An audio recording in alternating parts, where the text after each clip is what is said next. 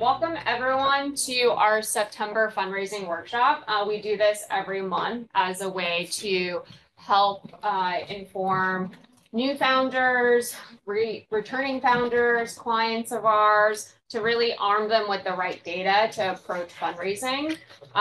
Really excited to kind of go through the state of the market data that our market insights team has created for us, as well as really think about, what Niko is seeing on the ground floor as an investor at General Catalyst. This presentation is really I call it's more of a Socratic method, type of session. We have slides, but the best conversation and learning happens when we go off the slides and really are able to kind of echo feedback and share data, as well as get Niko's takes on what's happening in the market. So quick introduction about us at SVB.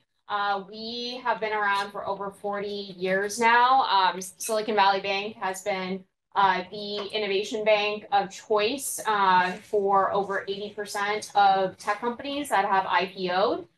We are now under the support and umbrella of First Citizens Bank. So we're a division of First Citizens, and we remain still independent in terms of how we support and serve founders. The beauty of how SVB came into being is we have essentially kind of created a two-sided marketplace where we bank companies and founders. We also bank VCs. So we're very much in a position to kind of be market makers and room curators and really think about how do we facilitate serendipity. And I really think that's kind of my job and all the SVBers' jobs in this room is like, we want to social engineer magic and serendipity so you can make random collisions to other founders, other partners, other VCs. This is one of the many ways we try to facilitate some of that serendipity. A little bit about myself. I started out in the startup world as well. My first job was actually at an SVB project finance client called Sunrun. Started my way, turned down NYU Law to join a solar startup instead, and started from the bottom, customer service, answering the phones 8 hours a day, having people yell, "Rip the shit off my roof," because we were selling a solar power service agreement. Learned about the world of software product management, taught myself to code, became a consumer product manager at companies like Instagram, Facebook, Tumblr, and then made my way into angel advising, as well as product advising New York startups, before becoming an investor at Samsung Next, which is a CVC fund, investing in AI, edge computing, data privacy companies. And now in my role at SVB, which is kind of a dream job, I get to sit in between founders and VCs and really think about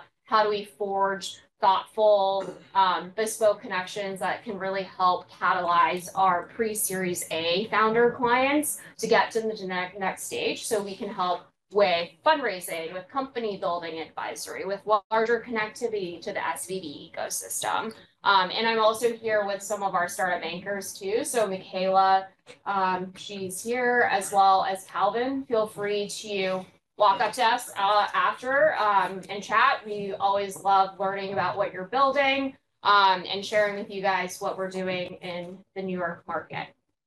All right, so without further ado, want to welcome Niko, who is our fundraising workshop guest. Niko started his career cutting his teeth in R&D engineering at Yagawa Electric Corporation in Tokyo, which is pretty cool, before moving over to the venture investing side at General Catalyst.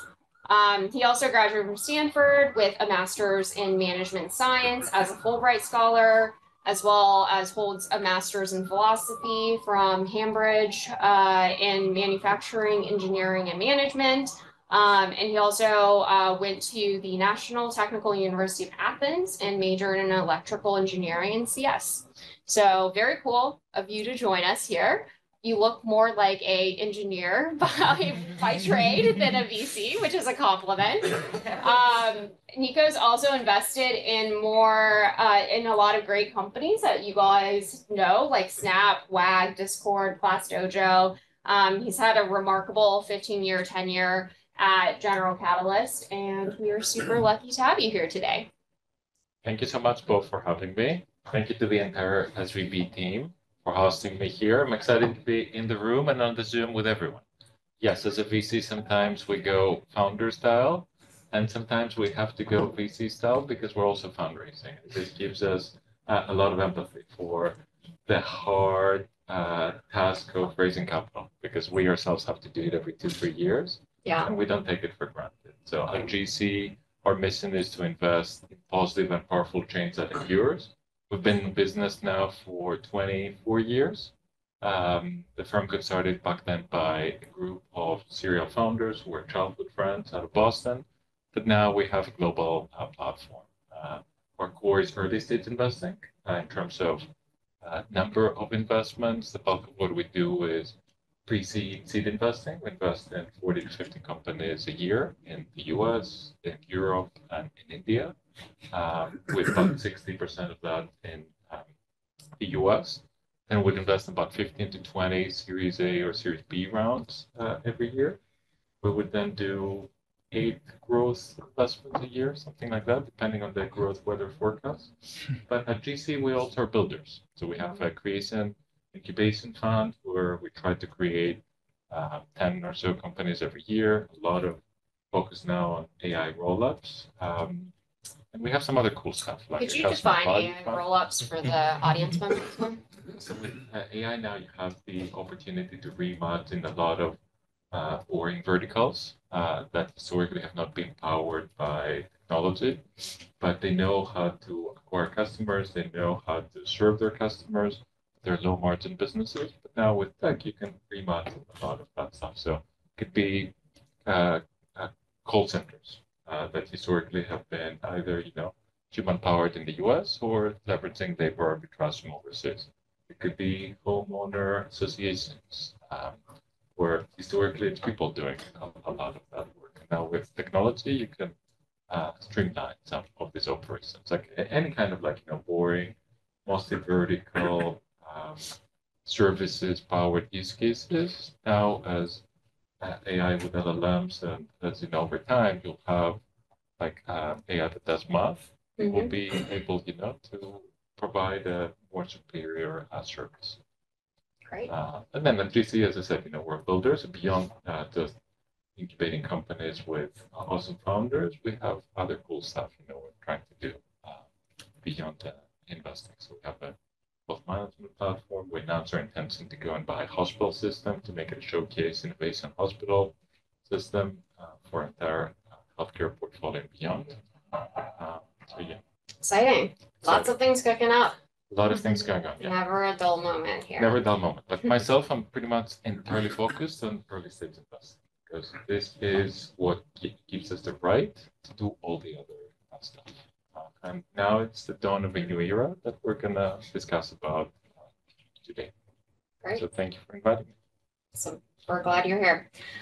So today we're really going to focus this entire workshop on helping you answer kind of Simon Sinek's, whole framework of start with why. So when you really think about positioning yourself as a founder, when you're out there fundraising, we want to help clarify, you kind of go through that whole heart of darkness self-reflection journey of understanding why now in the market and why this problem. And, with that clarity, we hope you'll kind of go into the pitch room with a lot more understanding of what makes you differentiated and unique as a founder. Quick disclaimer, a lot of fundraising is bespoke. What works for one person may not work for another. And we try to create some basic frameworks, but please know that every deal is different. We also are sharing data that is heavily skewed in the last 2 years, 2022 to 2024. Obviously, this is a more New York, Bay Area, bi-coastal centric kind of macro landscape that we'll go through. So it may differ by region in terms of where you are fundraising. Great. So why don't we kind of set the landscape here around where, the economy is going. So we all know things have been feeling quite sluggish since 2021. Doesn't help that the US, has maintained high interest rates. We're hoping, the Fed will cut some rates later this month. But really the kind of interest rate hikes over time have created this locked up public market where the private markets are not clearing. So as a result, a lot of these private and public companies have been cutting costs for quite some time, especially since COVID. And that has created some ripple effects in slowing down growth in both private and public markets. And with growth stalling, we're also seeing on the right-hand side with unicorns that like the median unicorn growth has dropped in 2021, which was 68%. That has dropped to now 14% in 2024. So just to kind of give you context, like the peak of the market is 2021 when like 95% of all unicorns were growing. Whereas today, we're looking at about 67%. So definitely things have been not as bright as the peak of everything in 2021, but we're also seeing some recalibrations happening. So this is just kind of Econ 101 here. How we're looking at, the macroeconomic effects on seed and Series A. We're seeing that deal size for seed rounds compared to Series A continue to be more robust, especially if you contrast it to Series A, B, and C rounds. We're also seeing seed having similar deal size and valuations year over year, which is the bottom graph here. And that has really, helped us see that even though later stages have contracted a lot more in terms of growth, deal size, and valuation, like seed has been relatively more stable, which is encouraging for the early stage companies. The lower, graph here, the x-axis is more around year over year growth and pre-money valuation, and year over year growth for the y-axis is on deal size. So definitely it's been more of a roller coaster ride for the growth rounds, but seed, we're still seeing some relative resiliency. Would love it to turn it over to you, Niko, in terms of like how you're seeing the macro market shake out and really influencing like seed pricing and Series A pricing and valuation. Sure. So that's a very good overview. Thank you for sharing. At the very early stage, especially if you're a founder who's raising their first round, I think this like first opportunity check, the market is very robust. We haven't frankly, seen any change over the last 3 years. And this is a function of one, there are a lot of firms out there who are writing this like first check. And they're like solid GPs, micro VCs, larger firms like ours that have seed as their core. So and you can see that be reflected in the valuations. You can see that be reflected on the size of the deals. I think where we have a difference now in the seed market compared to what was going on 2 years ago is the seed 2, 3, 4 rounds. And back in 2020, 21, 22, so many companies who were founders that had raised the first seed round were given a second, or third, or even fourth chance to continue to be alive as a means, to make more progress. Today, that market has largely evaporated. So what does that mean? That means that we're back to the old, paradigm where you can raise the first, like opportunity check on the back of who you are, your vision, your dreams, in order to make some progress and raise, like a Series A afterwards. But if you go back to the market to raise a seed 2 round in like a year and a half or 2 years, that's going to be likely, harder. Now, everything I said applies to everything but AI. So like we'll get to that in the later slides. Yeah. And you've seen in some of these graphs, right? Like Yeah. AI has defied gravity looking up because there has been a lot of excitement, a lot of FOMO, a lot of capital that has been raised to just be deployed in AI. But looking, into where we are today, even there are some cracks in the system. So any one of you who's trying to build a new LLM company, probably too late. So any one of you who's trying to build something very capital intensive in AI, probably, you're late in the cycle. But if you're trying to do something that is AI first with an awesome team, and you might have some early momentum, you can skip the seed round altogether and raise a series. This doesn't apply today really for non-AI companies. Yeah, we're all, here in this room, we're all founders or investors or people who work at startups. That's an industry of exceptions. So it's hard to generalize. That's something to have on the back of your mind.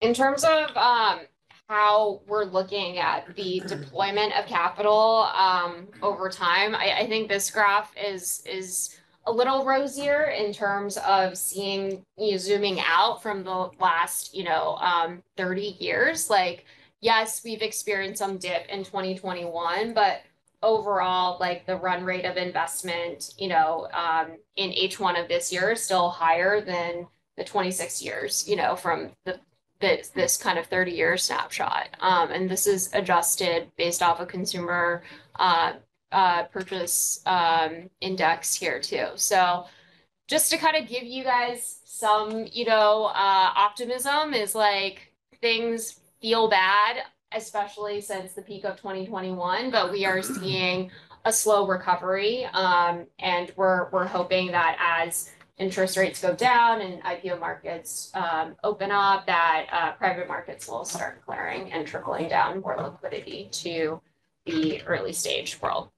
The good news though now is in this market, if you're the kind of founder who is really dog-rooted and you can tell a good story, you can raise capital, especially that first opportunity check, make progress, and not have like 5 copycats that do the exact same thing, get funded, copy you straight to your terms of use in 6 months after you having raised your money.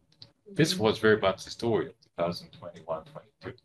So now if it's going to be indeed, harder and more expensive to raise capital, but you will have less competition. And this is great news, because you can attract talent to come and join you that are coming in for the right reasons and have the right profile. And they're not joining startups because it's cool. Or I saw on Instagram that you have a good lifestyle when you join startups. Like a lot of that stuff was literally happening in 2021, 22.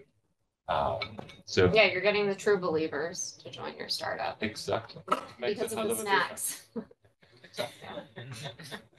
No, definitely. I think there's a silver lining here. It's like the historically when we look at the kind of inflection points for platform shifts, the mobile boom, like early 2000s, where Facebook, Airbnb, Uber came around, like that came after the 08 collapse. So there's still a lot of room for innovation. It is just going to be a slog to kind of get that first round of capital and funding. But, I think this is where the most value creation happens, is in the troughs of these valleys. Bo, just real Yes. quick, in the comments, somebody just asked if we could speak up a little bit Sure. with the speaker, just to Yeah. make sure that I think everybody this online can hear us. is the speaker. I think we can't move this, so That's okay, maybe. as long as we speak up just a little Sure. bit, I think is fine. sounds good. we will lean in. We will There we lean in, go. guys. Perfect. Sheryl Sandberg would love that. So in terms of thinking about how things have changed from C to Series A, we are still seeing a pretty stark difference in terms of, C graduation rates. Investors have always called seed is really a pass or no pass, to get to Series A. But the graduation rate from C to Series A has fallen dramatically since 2021 compared to, say, 2010. We had about a 1-to-1 ratio. One seed usually became a Series A deal versus in 2024, we're seeing a 3-to-1 ratio. So obviously it's not impossible to get a Series A round done, but there's definitely more drop off and kind of what Niko's talking about with C2, whether that be coming in as like a seed extension, a down round, an insider round, we're learning creative things like pay to play rounds, a lot of resourcefulness is happening within pre-Series A founders because survival is paramount to growth here. I think the right hand chart, it's a little bit harder to read, but really it's showing how long it has taken a company to raise their Series A. So like previously, early days, it was about 36 months, you would get that. Now the kind of trailing 12 months of companies getting to Series A is starting to drop. So you're looking at about 5% of companies, have raised a Series A within the last 12 months versus more companies are now taking longer. So our advice is really bake into the lead time to get an A round done. It used to be, people would preempt your A rounds. Now really think about what that time lapse is going to look like. And some founders have told me it feels kind of like an evergreen fundraising cycle now, where it's like you close your seed, you start prepping for your A, just given where the market's going. So would love your take, Niko, on like how you're looking at the C to Series A graduation rate, even, some anecdotes from your portfolio would be great to hear too. Yeah, so look, if you're not an AI or you don't have product market fit, it's hard. Yeah. Than before. And the reason is there's not a lot of FOMO capital out there. And the reason also is that the number of pools of capital that are out there to lead your Series A round have been more concentrated. Now, that being said, there has been a dramatic improvement. You can see this reflected on the numbers, largely influenced by AI, in what's been going on the last 6 months, where you see a number of firms that were sitting on the beach over the last 2 years come back strong to lead Series A rounds, preempt, that's the key word. They've hired new people, or they recently raised new funds. So like any firm that you see that has recently raised a new fund, good news, keep them up. Any firm that you see hired new partners, good news. It means they're active and open for business. Now, the thing that these charts don't really capture is that in many ways, seed has become the new Series A. And you see companies now that are raising at 3, 4, 5, even $10 million seed round, which frankly is good enough, capital amount-wise to make enough progress to get to the next level for the vast majority of companies. So when I started in the business 14 years ago, companies would go out to raise a $750,000 round. Let's say in today's money, it's about double. And 6 months later, they would have raised 490,000. And they'd be like, we think it's enough for us to make progress. Now, I don't know anyone who's trying to raise a pre-seed or seed round of like a couple of million who has a lead and cannot raise the full amount in a short, relatively speaking, period of time. And with that amount, you can make good progress. When we led the HubSpot Series A 16, 17 years ago, it was 5 million and 6 million pre. Just think about the term, back then. This is one of the most iconic SaaS companies now. Today, the vast majority of the Series A rounds, when they happen, they're in the 40 million pre plus, range. So in other words, somebody would raise a $15 million Series A most often, or call it 15 to 25%, equity stake. 14 years ago, this was the range for Series B. So why do I say that? That terms might be the same, but, seed rounds have gone to be bigger, even for the first seed round. And as a result, you got to make more progress with that amount. And at the end of the day, the dollar amounts we're seeing here are a function also of the capital supply. Now there's so many venture capital firms. The competition we at GC face is very fierce. For seed, when I got started in the business, there were in California a few super angels, no major VC at the time was active at the stage, and very few professional income.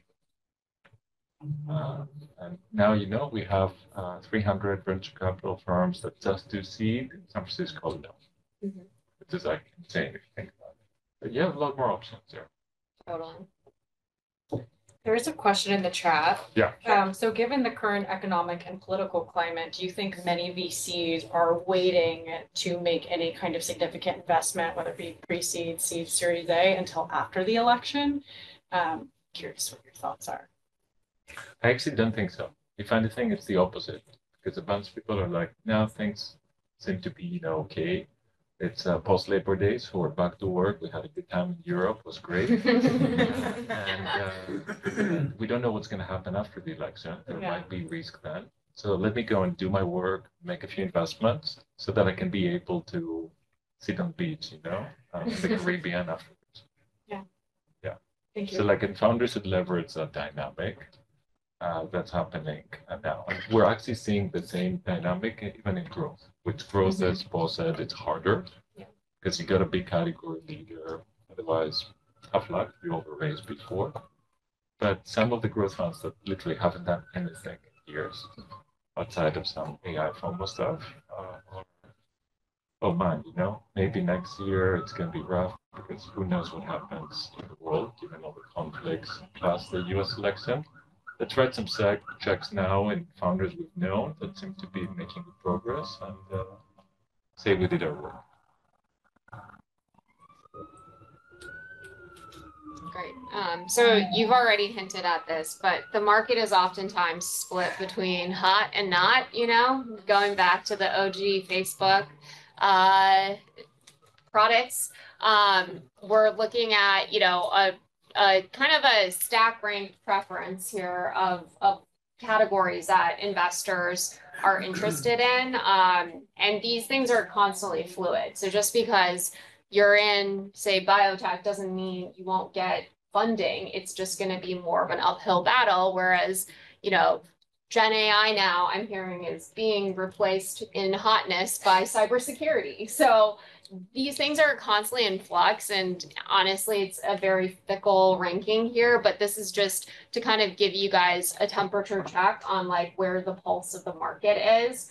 Would love to get your take on, the hot or not, spectrum at GC. Like, how are you guys thinking about different verticals within spaces here? So for us at the pre-seed or seed stage, we're all about founders. Yeah. Because we've learned again and again that some of our very, very best investments, basically, are pivots.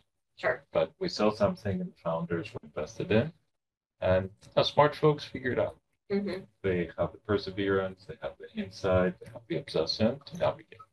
Actually, Mike Maples, one of the back in the day, OG, father of seed Super investing. Angels, Floodgate founder, micro VC leader. He wrote a book about picking winners at the early stage, and he said his fourth best investment in the history of the firm were all pivots. Like all pivots, meaning pivots. Pivots. Twitter. Yeah. I forget the other two. Yeah.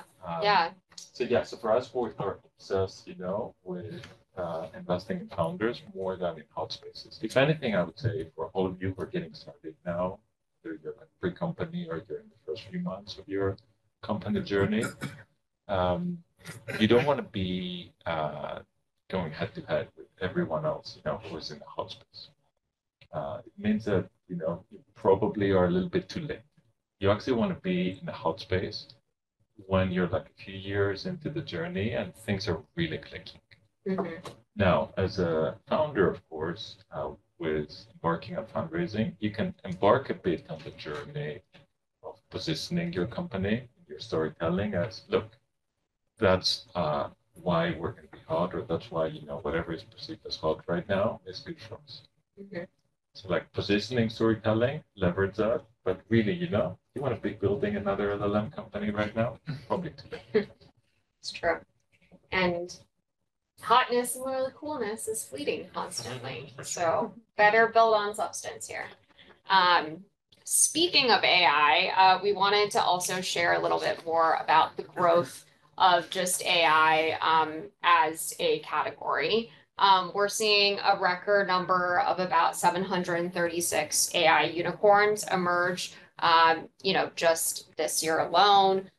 Most of these unicorns have, about significant funding where it's like only 12% of US VC-backed tech unicorns have very much like created some degree of profitability here. So like there is a lot of growth by all means. The median AI unicorn in terms of what Niko has hinted at does reach unicorn status faster by a year and a half compared to other categories of non-AI companies. So definitely like there's always going to be an anomaly, in terms of an exception to a category. But we are seeing just within New York, for example, like there are a lot more vertical application companies being built out here. There's still a lot of, opportunity within selling to Fortune 500 buyers. So it's not completely saturated, but I think to Niko's point of like, if you're building a new LLM, if you're building a new foundation model, you probably already fallen behind. We also have done analysis on just like the growth of AI companies compared to cost. And obviously we've all talked about this, but like out of the top 10 deals, 6 of them were AI companies. And as hot and sexy as it is to be an AI company, they're also all struggling to monetize despite growing a lot.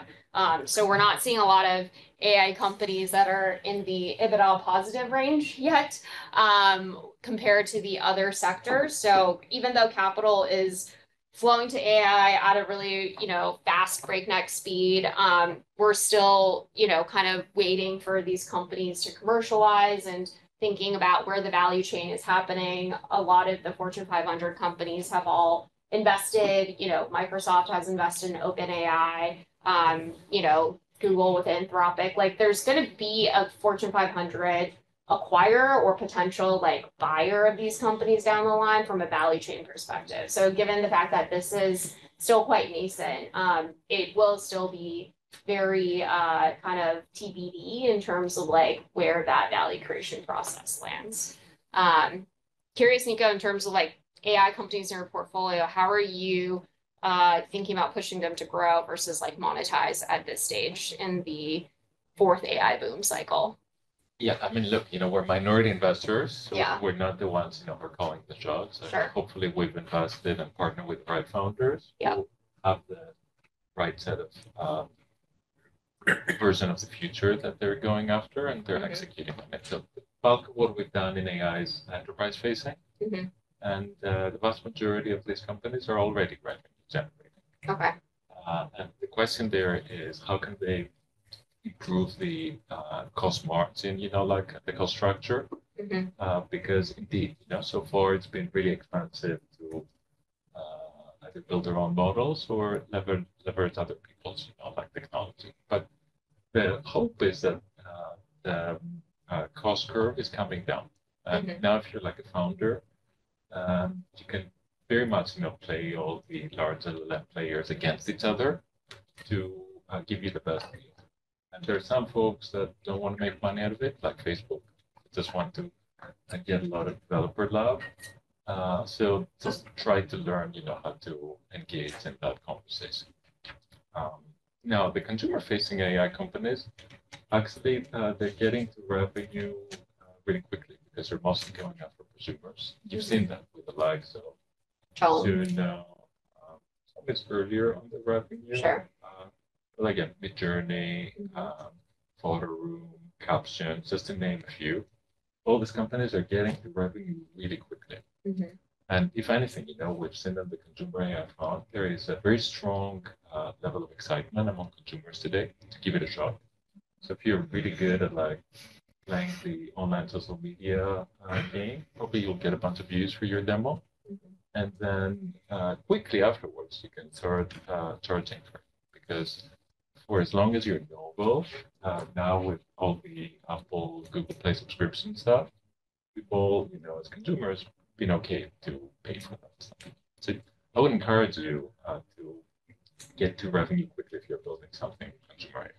And if you think about it, the biggest AI companies today, they're basically consumer companies. So like the vast majority of the business at OpenAI is consumer subscription, and it's growing really quickly during the school year. And the same, is the case for most of the other labs that have business. So consumer is not dead in the age of AI. It's not. Yeah. And anyone who says that, I very much disagree with. And actually, that's the opportunity. I feel like a founder today have the you have the courage to try to reimagine what's going to come next. There are very few incumbents out there. Yes, it will be harder to find believers to find you. But if you do, the future is going to be pretty bright because you'll have less competition than ever before, which is great news. Yeah. Means more time to figure things out. Totally. Great. So speaking of Niko's investing style and mindset, I had asked him for some slides, but he replied with a lot more questions that he likes to ask founders. So anyone who knows Zen Buddhism understands koans are ways for you to really think about a fairly circular question of sorts in a way that helps you, build your own conviction and philosophy in life or whatever problem you're meditating on. So when I asked Niko, I was like, how are you investing in pre-seed stage founders? He said, if he or she is as impressive today, how much more impressive could he or she be in 3 to 4 years? And then for Series A founders, he said, if the founder goes on vacation for 3 months and they come back, what will happen to their business? So this is really an opportunity to dive into your brain and open source some of your decision making. So would love to hear about the lines of questioning you like to ask your founders and, think about due diligencing potential companies. Yes. Thank you for that. Thank you for giving me the opportunity to do so. These are some of the learnings we've had at Drone Catalyst as early stage investors over the last, many years now. Of course, every year we're learning how to adapt because many people say that the venture capital business is very much like, pattern-seeking business, but we think at GC we're the anti-pattern kind of business because what is the incumbent today and who's going to disrupt it is not going to look like the same as before. So very much akin to what I was saying previously, where at the pre-seed, seed stage, we very much are looking into the founders because our point of view about a market, product, frankly, kind of doesn't really matter. Things change quickly, and we're not the ones who are going to be building that business, ourselves. We want to evaluate the founders we want to work with. And what we've learned is, especially in new categories, with the dawn of AI, a lot of the stuff are getting reimagined. We want to be investing in founders who are learning animals. A lot of the folks that we invest in are first timers. A lot of the folks that we invest in are even newer to the country here. They don't know how to get around. But because they're so obsessed, because they can learn so quickly, because they can get in front of other important people in their field really quickly and get stuff for free from them, they have a shot at becoming world-class experts 3-4 years from today. And when you get in the room with them 3-4 years from today, we want to be scared. That's how I want to feel. We're going to be like, whoa, these people are so scary good that we're learning, nonstop.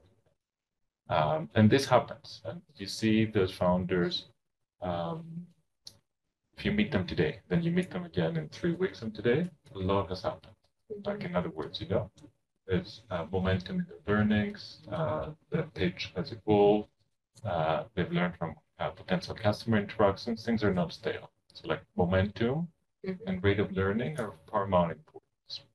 When you ask them, or some other founders, mentors, other people you compare notes with, they have a couple of individuals that might be well known, among the tech startup community. You call those people and say, look, I'm very busy, but for whatever reason, boy, I really like it. And I want to spend like an hour every Friday with her to pay it forward. Mhm. And that's a trait, that some of the most successful future founders have. Yeah. They lead, they're folks who have infectious enthusiasm and are able to get stuff for free from very busy and often important people. Mhm. Three, we always are keen on like paying a premium to invest in folks who not only see the future very clearly, but can describe it in extreme detail in a very convincing way. So if you can indeed, like create this like reality distortion film, and you can paint a picture of how the world's going to look like in 5 years in extreme detail, we're going to be suckers for it.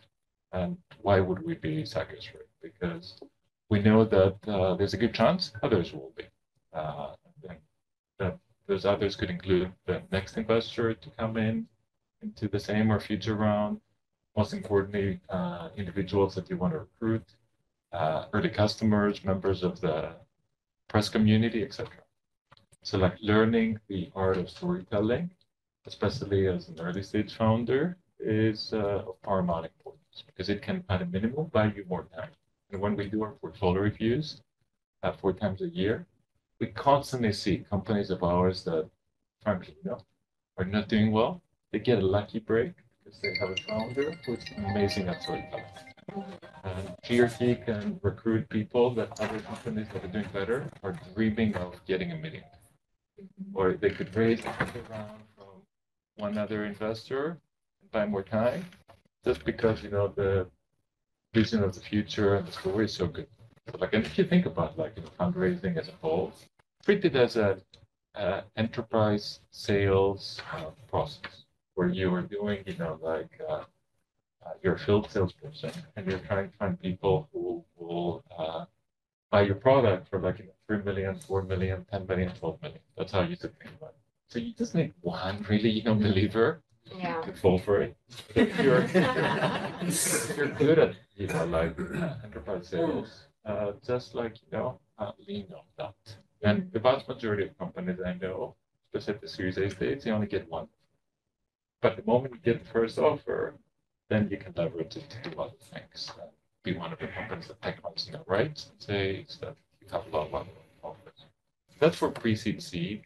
For Series A, my comment is more around one, like this question, if we buy your tickets, you go to Paris, spend 3 months, and you come back, what happens next? It's more about figuring out if the company has product market fit. And, having product market fit, it's really hard, to ignore. It feels like Christmas Day every day, where basically you don't do anything, but the company is succeeding without you. And things are growing, despite, many of the customers complaining about how shady the product.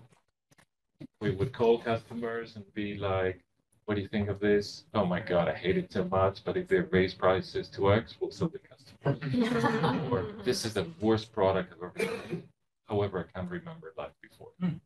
So that's the kind of stuff, you want to hear from companies that are Series A or like early B stage that are really going. And in that case, when you have momentum, this is the ultimate for performance enhancement drug. And this gives you the opportunity to recruit better people. This will certainly lead to capital coming your way and investors begging you to take their money versus somebody else's. The press will be really excited to write about you, etc. Of course, it's hard to get product market fit. No one really will help you from the investor community to get there. That's a black magic that you all founders know how to do. And hopefully, we'll get there. And I think product market fit is oftentimes kind of this illusory like milestone so many early stage founders chase. But to your point, it is like this part of Darkness journey you can't really outsource to anyone else. And we are seeing companies that raised at the peak of the market, pre-product market fit, and may have a huge sizable valuation, but now they're kind of drawing down on their war chest from like 2019 or 2021, recognizing you can't buy your way into a product market fit, even with a lot of venture funding. So unluckily, we call at GC these companies camels because they still have like a bunch of capital in the bank. And in essence, they're mini venture capital firms in Sure. disguise. Yeah. They cannot buy their way into product market fit. It's unlikely. Mhm. What they could do though is go themselves as a VC firm Mhm. and go and invest in something that's really working Mhm. and free up their time and talent to do something else. So do you, if you have camels in your portfolio, do you recommend these founders to take their funds and try to like We tried. pivot into Yeah. something We else? tried. Okay. It's hard to do because Sure. the cap table gymnastics are not always, fun to go through. Sure. Yeah. Because I might need the markup for my career to raise the next fund. Yeah. Complicated stuff. Totally. But yeah, as capital allocators, the CEOs and the board should be considering all options. Mhm. If you have, for example, another company in your space or in an adjacent space that's really going, Mhm. maybe you can save your ass by virtue of investing. Mm. Yeah. Interesting. Early stage M&A in some Yes. cases, right? Yeah, or it could be Or late stage, right? late Because stage, some of yeah. these companies raise 2, 3, 4, 5, 6, 700 million. Correct. Yeah. And Yeah. they're basically 1 to 3 million ARR businesses not Mhm. going anywhere. Wow. Niko, can you expand on this Series A koan about founders leaving for 3 months? Is this like a key person risk assessment, or is this a team assessment or co-founder assessment? This is more like the business is going without you. In other words, if you leave the building and you come back in 3, 4 months, will the revenue grow? Will the user traction grow? Because things are clicking on their own. The customers really love what you're doing, as I was saying before. That's what it is. Yeah. I was at back when Launch House still existed. I did like a product market fit panel, and when we were talking about product market fit, it was me and my friend Doa, who is a CTO at Bossier, and we were talking about true product market fit. It's like your servers are on fire, like your customer support person is crying because people have threatened their lives. Like I remember, yeah, at Tumblr, like people would show up to the office and be like, you guys took down my Tumblr blog, and this was like my entire childhood, and literally would not go away. Like the way product market fit manifests is going to be sometimes disturbing, but it's a good problem because it means people cannot live without your product. But you're also going to be stressed, and that I think is product market fit in a nutshell. So it's good stress though. It's right? good stress. It's a good, yeah, there's good stress and there's bad stress. This is like you need to, pay up for more server space and increase your customer support team and all that. So good everybody problems. will try to be your best friend. Yeah, exactly.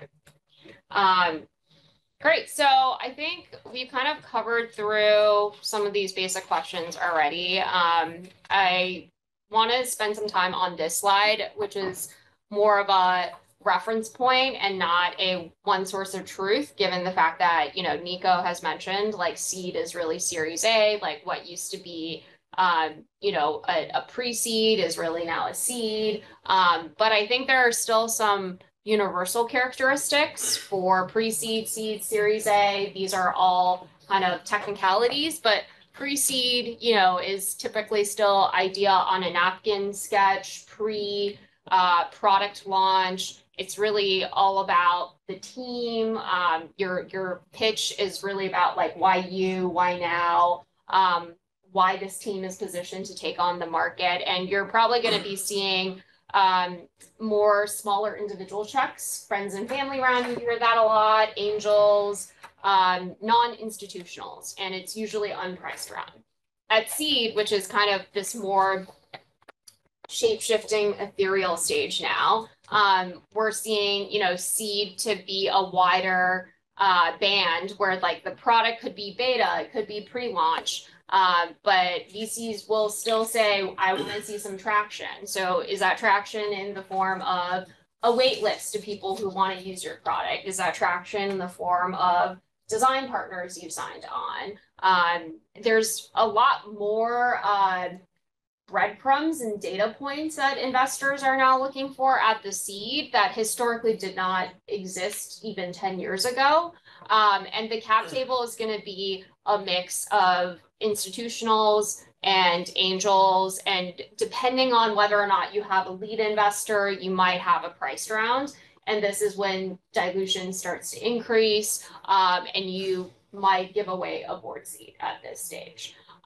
Series A is really kind of like the legit one phase of like, you should have product market fit, the product should be scaling, there needs to be, you're looking at an actual lead who is going to come in and take a sizable chunk of the round. They may bring on other investors to fill out the cap table. You're giving away a board seat. And it's going to be a fully priced round, meaning like there will be a valuation. Somebody's going to set it, and other folks are going to like fall into place and line up for that. Would love to get your take, on the whole pre-seed to Series A spectrum, given the fact that this is very elusive and shape-shifting with seed to one investor, maybe Series A to another. So how does GC look at it?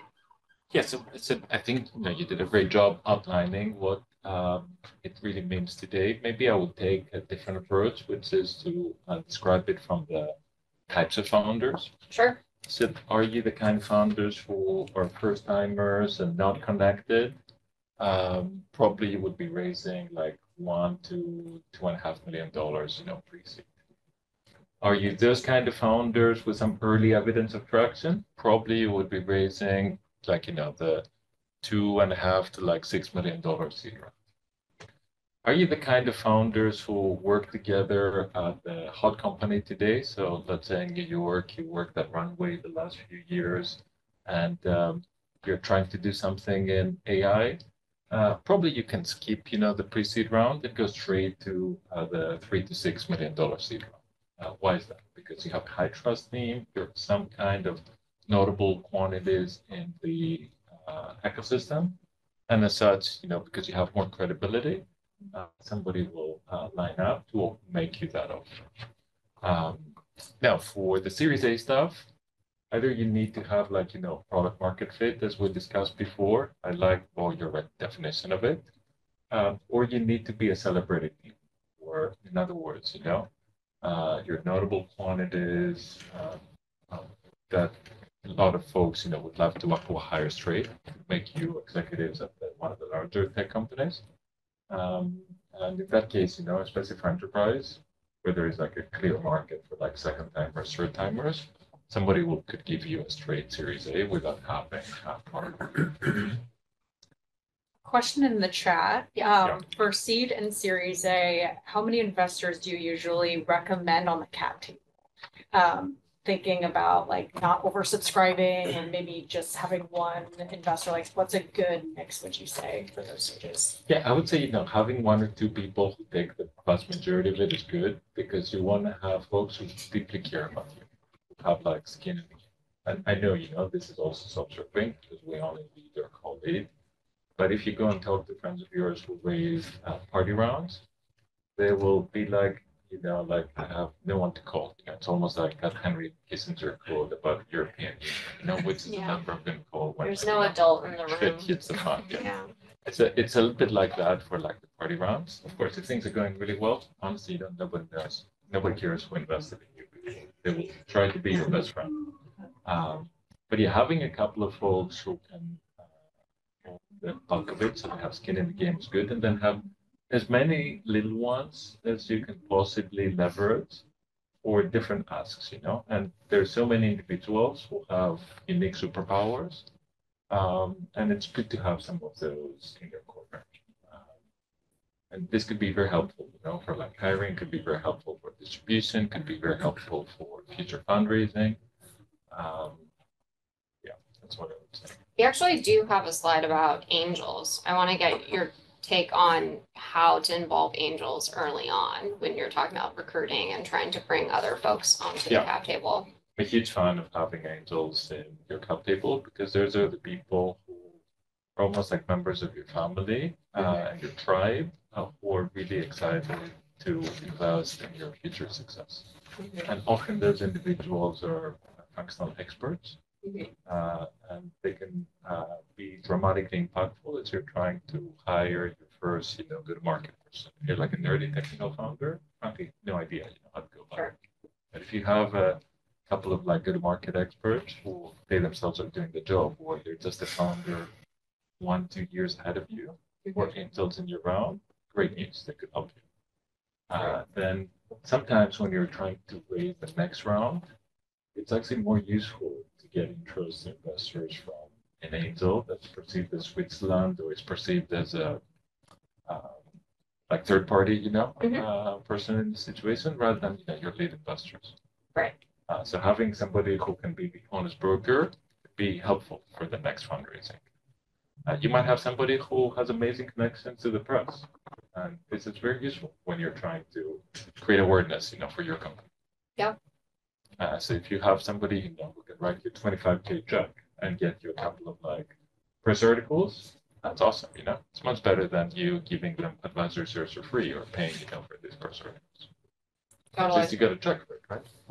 Yeah. And we highly recommend looking at different angel groups that come out of mafias, companies that have exited. So like #angels is very well known. April and Jess have gone on to create their own fund themselves. Shopify has Backbone Angels. Definitely there are like clusters of angel groups, if you notice, that come out of liquidation events at companies. So like, Airbnb has their own angel group, Facebook has their own angel group. So like, dig into your network. Google for sure, Palantir. So there are lots of angels out there. Yes. But trying to find angels, who make decisions really quickly. Like if you go and meet an angel and they need like, tons of meetings to get to the decision. If you ever have to pay to pitch, back out of any angel group that's charging you. Yeah. You meet an angel who's like, oh, give me your 5-year discounted future cash flow plan. Like, you're not my person. So quick question, given the fact that there are headwinds in later stages, would you recommend that you raise a little bit more and take a little bit more dilution in an earlier round to give you the runway to make it further and sort of take the pressure off of additional fundraising rounds? I would recommend you to raise for like a couple of years and assume that 18 months in at the latest, you will be raising something. So what we discussed today is like the snapshot of what's going on today and looking backwards. But then, 18 to 24 months from today, things will be different. Like if indeed, we see the rates go down, we have decent stability in the world, probably it's going to be different. So try to raise just enough for 2 years and make sure, as you go through the journey to be a good allocator of capital. And as you see opportunity along the way, if things are happening a little bit slower, you can always, get a little bit more money. Especially if somebody initially you said no to, give them more.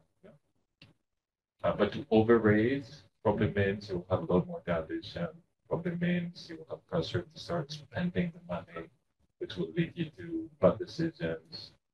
Yeah, so just 2 years is enough. Sometimes, when I see founders who have written these checks that have 4 or 5 years of runway, they honestly don't do much for the first couple of years. They don't follow the question.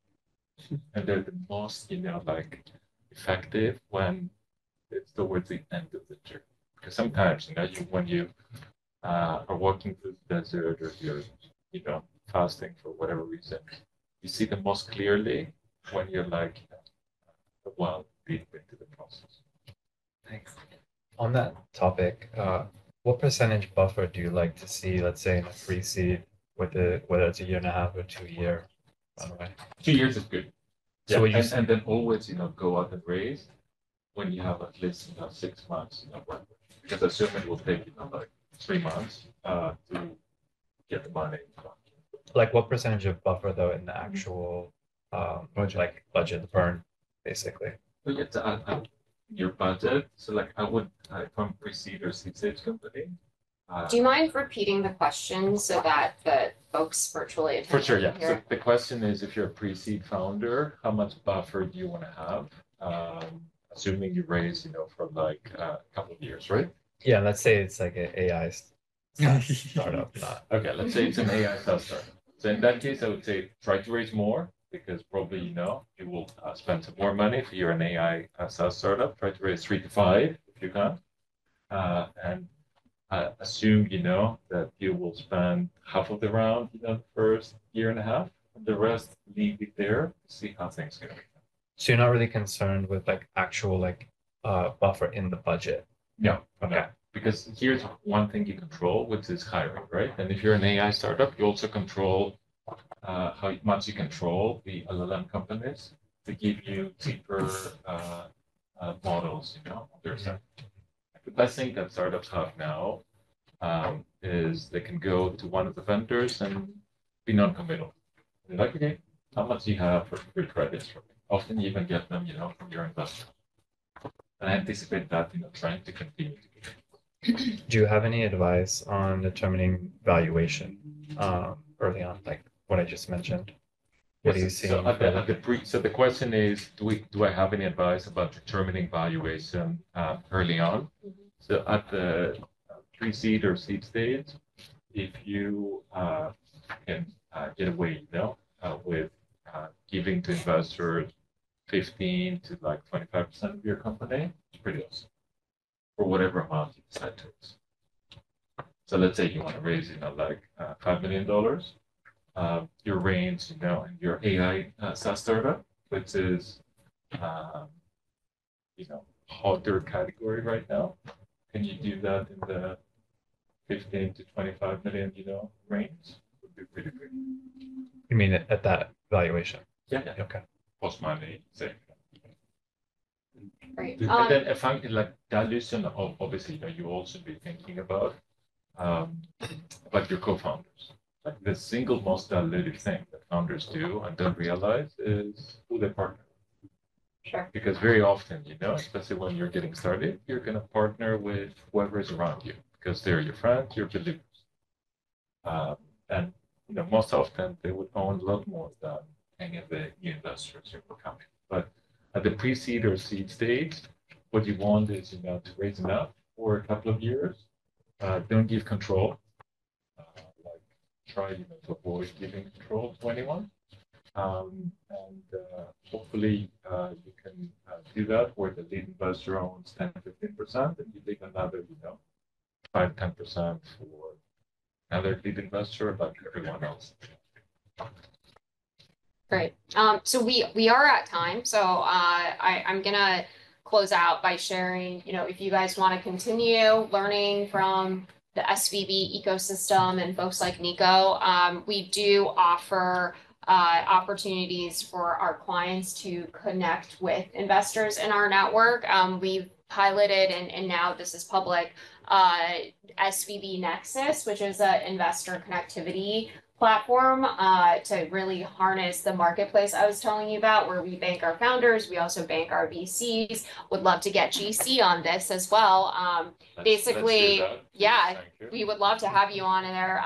We allow our founders to apply for an opportunity to be featured in Nexus. You have a data room, you upload your pitch deck, and our investor clients like Niko at GC, folks at, Layer, Sequoia, they get to browse this marketplace of first look deals. So it really helps us really think about brokering double opt-in introductions at scale. Yeah, as just kind of a functional disclaimer, I have to leave this on for about 5 seconds here. But thank you all for coming. I'm going to ask everyone to come up to the front. We're going to do a group photo just to capture that this happened.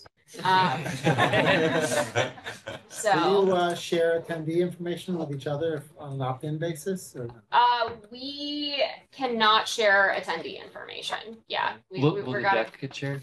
We can share the deck for sure. And the live. And the live webinar will be a link to that. So our recap email will be our marketing team will synthesize a lot of the learnings and Niko's wisdom and gems into a write-up, and then we'll add a link to the recording as well as the deck. So, Do we have time for SF to ask two oh questions? yes, absolutely. I forgot about that. We're gonna not We exclude forgot our about it. sisters. You know, New York is building gravity when we forget about SF. No, we love you. Thank you guys.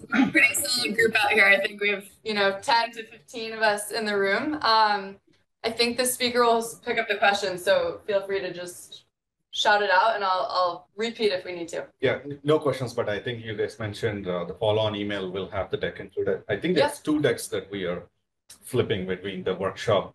Fundraising workshop was one of the decks. Yeah, state of the markets report is a lot of the key slides. Okay. So we'll include both of those.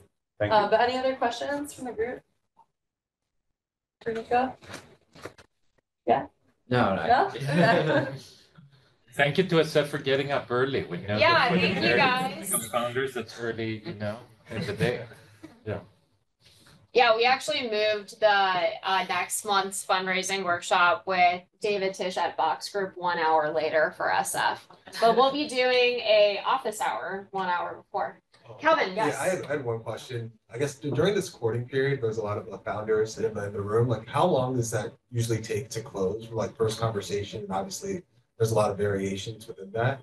And then also, like, what signals can they look for that you're actually interested rather than kind of going through the motions with them?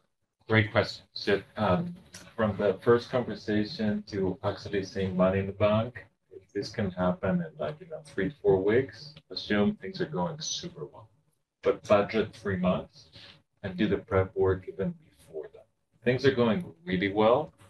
If you have next steps within 48 hours a month after you see an investor, you don't hear back from them with next steps within a couple of days, assume they're not interested. It's almost like a miracle needs to happen. They get resurrected, or somebody who is very influential pings them and be like, "Are you looking at this company?" Or you ping them again and say, "By the way, I have 3 offers." So they FOMO them in. But I would say, FOMOing investors in, are they really the kind of people you want to have? You want to be working with folks who believe in you first and foremost, that you can go through the journey. Totally. It's a long-term marriage, so you want someone who is a hell yes, true believer, instead of follow-on straggler, Yeah. Great. Well, thank you so much, Niko, for your time and your wisdom and advice. I'm gonna have all of us get in front of this to take a photo. And thank you, San Francisco, for tuning in. We'll make sure that you guys are patched in a little earlier next time. This is our first time doing a bi-coastal viewing party. So thank you, Michaela, for organizing it. Absolutely. Thanks, guys. All right. Take care.